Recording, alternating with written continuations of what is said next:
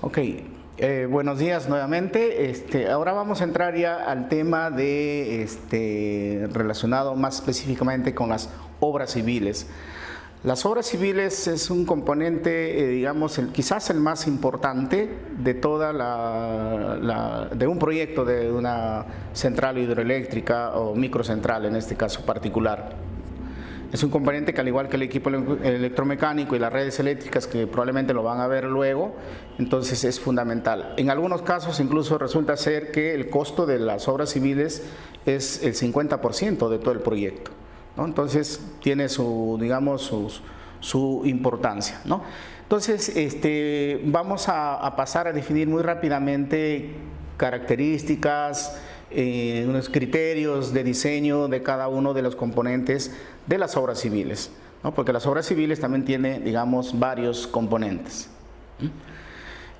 Bueno, un esquema general de una microcentral, digamos, con sus obras civiles, que está dado básicamente por la boca toma, desarenador, canal, cámara de carga, tubería de presión, casa de máquinas.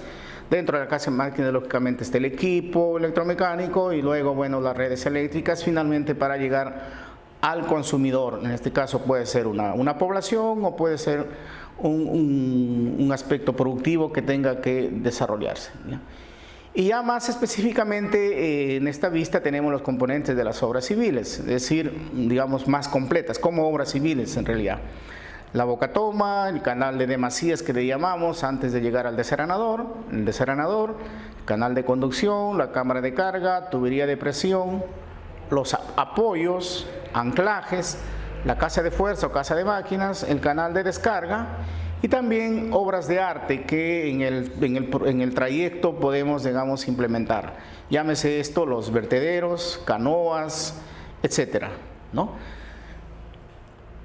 Entonces vamos a pasar con el primer elemento denominado boca toma. ¿Qué es la boca toma? ¿Cuáles son las funciones de la boca toma? En realidad la boca toma, una de sus funciones es garantizar la captación de una cantidad constante de volumen de agua. De acuerdo al diseño que yo haga, entonces digo, yo voy a derivar de un río, de un riachuelo, la cantidad de agua que, digamos, es necesario para la generación de la energía. Asimismo, impide el ingreso de materiales sólidos y flotantes, es decir, debe asegurarme que a través de la boca toma no pasen, digamos, estos materiales que pueden hacer daño inicialmente al canal y a los demás elementos de las obras civiles.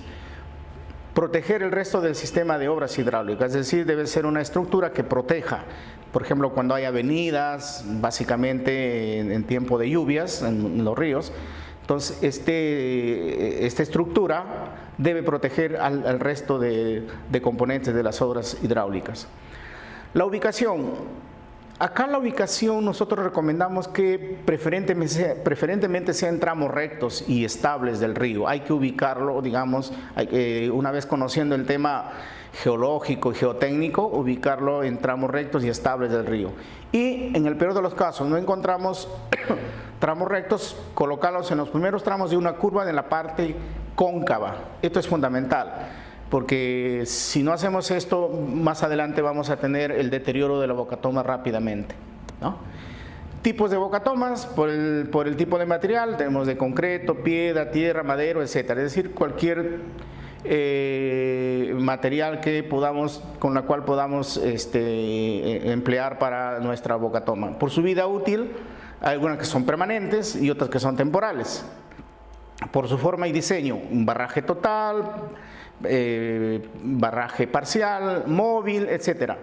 Y por el método de construcción, que puede ser de concreto armado, mampostería, gaviones, emboquillado, etcétera, ¿no? Es decir, hay varios tipos y materiales que podemos utilizar. ¿Cuáles son las partes principales de una bocatoma? Tenemos los muros de encauzamiento, el barraje o azud también se le llama, la solera de captación, ventana de captación, descarga de fondo, vertederos o aliviaderos, compuertas, canal de deducción, etcétera. En realidad, estas partes principales generalmente se dan en una bocatoma convencional, ¿cierto? Acá van a ver la figura, es una toma convencional que encontramos en la mayor parte de diseños, sea para canales o en este caso particular para microcentrales, este tipo de de bocatomas, la convencional. Sin embargo, también hay otras, ¿no? Por ejemplo, esta es una bocatoma de fondo, que sus características principales son que la ventana de captación está en el lecho del río, es decir, en la parte inferior, abajo. El canal recolector está debajo de la ventana de captación, es decir, el canal sale por al pie. Un barraje de pequeña altura, no hay necesidad, facilita el paso del material de arrastre porque pasa por encima. Y es adecuada para pendientes de ríos entre 5 y 10%, es decir, cuando tienen una velocidad fuerte, ¿verdad? Entonces, para ese tipo de ríos es importante tener en cuenta este tipo de bocatomas. Ahí están sus elementos, como lo indicábamos anteriormente, los muros de encauzamiento, etcétera, ¿no? Este es digamos, en planta, y en sección transversal tenemos esto, ¿no? Es decir, como ustedes ven, en la sección transversal, en la parte, digamos, izquierda, ¿no? En la parte, ahí está el canal que está abajo, o sea, el canal está abajo, ¿no? Y los demás elementos que de alguna forma se definen, ¿no? Y un último tipo que nosotros lo hemos usado muchísimo en nuestros proyectos, en microcentrales, que le denominamos nosotros de barraje móvil, ¿no? Móvil o barraje mixto, lo que sea, ¿no? Entonces, es una bocatoma muy, si se quiere decir, muy simple, muy barata y muy eficiente. Y básicamente, más adelante vamos a ver también, se recomienda lógicamente usarlo para caudales, con ríos con pendientes suaves, donde podamos, digamos, hacer este tipo de bocatoma, ¿no? Con una velocidad de entre 1 a 2 metros por segundo, ¿no? Bueno, sus componentes son los muros de encauzamiento, una ventana de captación, base de barraje, en este caso, y columnas con ataguillas de madera. A eso le llamamos, digamos, a las ataguillas de madera le llamamos el barraje móvil, y el emboquillado del lecho del río, aguas abajo y aguas arriba, ¿verdad?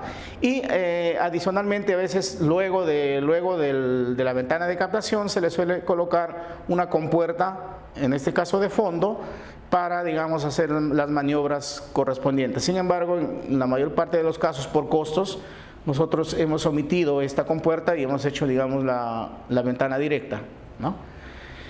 Acá, digamos, con más, ya con más precisión, el barraje mixto se compone de dos partes.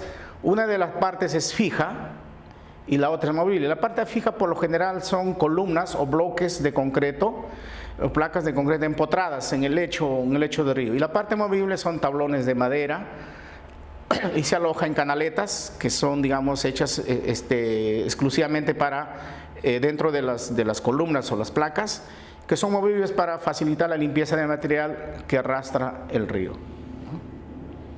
¿no? Los criterios de diseño que nosotros siempre recomendamos es que, bueno, el curso del río, ya lo dijimos, sea en tramo recto o curvo, inicio de la curva.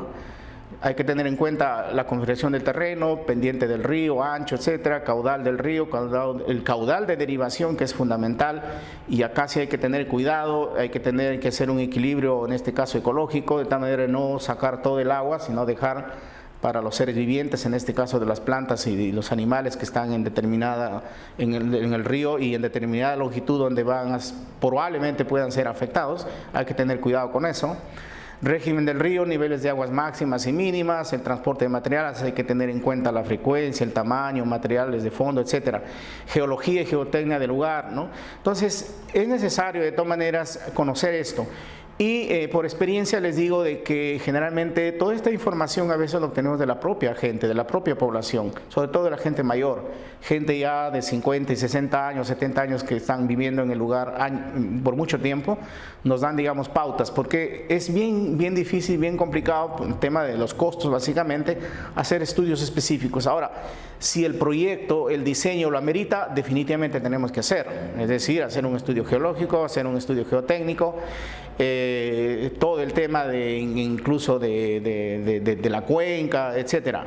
Si es que el proyecto lo amerita y hay los recursos, hay que hacerlo. Pero si no, tenemos que, digamos, optar simplemente por este tema de observación y preguntar, digamos, a la gente mayor. Bien, en el diseño del muro de encauzamiento es importante, bueno, esto lo conocen mayormente los ingenieros civiles, que hay que hacer todos los cálculos correspondientes para que la estructura del muro de encauzamiento cumpla con las 3 condiciones de estabilidad, sea resistente al volteo, al deslizamiento y al asentamiento. Entonces, con todos los diagramas de fuerzas que intervienen en este caso particular del muro de encauzamiento, habrá que hacer los cálculos correspondientes y definir que se cumplan estas 3 condiciones de estabilidad. Algunas ilustraciones, ejemplos digamos, de las bocatomas que generalmente se encuentran en el área rural. Por ejemplo, ahí tenemos bocatomas así que son temporales, que son simplemente hechas con sacos de arena, que son temporales para digamos, obtener el agua en tiempo de sequía, básicamente. Entonces no se complican mucho la vida, hacen ese tipo de muros para desviar el agua, ¿no? Acá ya las ilustraciones de un proyecto que hicimos, por ejemplo, en la Ceja de Selva, en Jaén, ¿no? Utilizando, como les indicaba, este tema del barraje mixto, ¿no? Entonces, en la parte superior, las vistas de la parte superior son más o menos el proceso de construcción, y en la parte inferior ya funcionando. Miren, en la parte inferior, por ejemplo, están colocando las ataguías o las tablas, ¿no?, en la vista inferior izquierda, y en la vista inferior derecha ya funcionando. Es decir, el agua calculada para que ingrese, entra por la ventana de captación hacia el canal, en este caso de conducción, ¿no? Igual, similarmente también en otras zonas, en la Ceja de Selva también, en Tarapoto, proyectos pequeños en realidad. Es decir, ya el ingeniero, el proyectista tiene que definir, teniendo en cuenta las características, como hemos manifestado, del río, del suelo, etcétera, costos, llevar materiales, toda esa cosa, ver la forma más adecuada de diseñar y construir las micros, diré en este caso las bocatomas, ¿no? Igual, proyectos, digamos, vistas de varios tipos de bocatomas, ¿no? Siempre se acostumbra digamos, a combinar. Por ejemplo, esta ilustración nos muestra en la parte inferior lo que les manifestaba. Las columnas con sus ataguías, y ya, digamos, las ataguías vienen a ser de madera y hacen el desvío del agua. Las 2 fotos, esto se hizo en uno de los primeros proyectos que Soluciones Prácticas hizo en la zona de Combayo, acá en Cajamarca, ¿no? Y quería mostrarles, esta foto no están muy bien, digamos, de repente tomadas, pero más o menos demostrarles el error a veces que se comete al hacer el diseño de la ubicación, ¿no? Si ustedes ven ahí, por ejemplo, hay mucha erosión ahí y ha destruido el muro de encauzamiento y el agua ha salido por atrás del muro de encauzamiento. ¿Esto a qué se debe? Se debe que la bocatoma estuvo casi al final del trabajo. Esta es una curva. Al final, digamos, de la curva cóncava. Esto es lo que sucede. Entonces, esto es lo que les indicaba de que no debía hacerse. En todo caso, debía colocarse al inicio de la curva cóncava, de tal manera de que, si bien es cierto, acá de todas maneras va a haber sedimentación, pero va a ser mínima, va a pasar el agua, ¿no? Entonces, en la parte baja ya, incluso, bueno, acá cuando el agua baja, ¿no? Entonces esto es lo que se ve, ya no hay agua incluso. Entonces, simplemente como muestra de lo que no debe hacerse, ¿no? Entonces, con esto hemos concluido este tema de el diseño o las características, en este caso, de las bocatomas para microcentrales.